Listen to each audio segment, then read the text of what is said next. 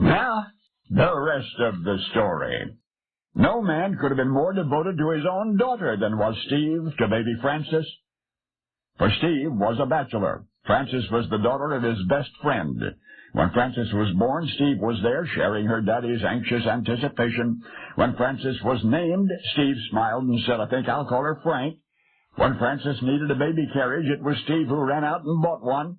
And thus were the childhood memories of little Frances Folsom filled with kindly, jovial Uncle Steve, a third parent of sorts, who happily engulfed her with dolls and toys and exciting stories, told as she sat perched on his knee. To acquaintances, this closeness made perfect sense. Steve's love for little Frances was grown from an even greater love for her father, Oscar Folsom. Steve and Oscar were law partners in Buffalo, New York, fishing buddies, drinking buddies. They even built a retreat for themselves on a small island in the upper Niagara, a cabin well stocked with food and beer where they could relax on weekends. They were certain their friendship would last forever, and it did. And it did. But July 21, 1875, little Frances had her 11th birthday. And 2 days later, her daddy Oscar was riding in a buggy and in a freak accident was thrown from the buggy and killed. And he had left no will.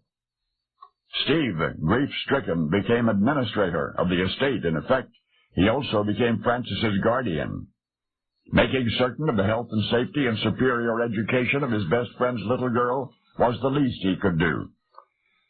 Well, Frances grew into a young lady of whom her real father would have been very proud.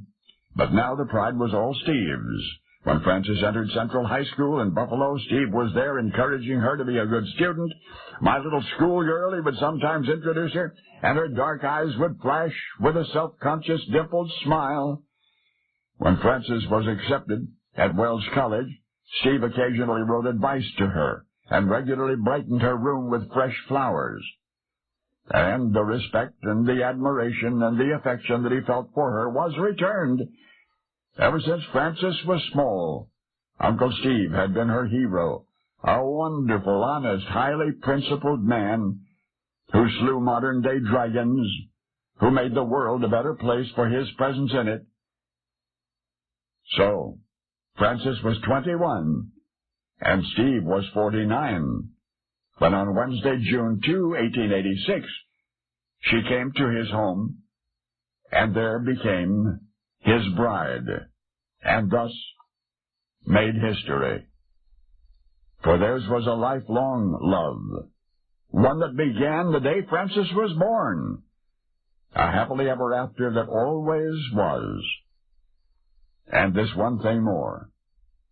The wedding of Frances and Steve was one of the only 2 times that a United States president has been married during his term of office, and was the only time that a president of the United States has ever been married in the White House.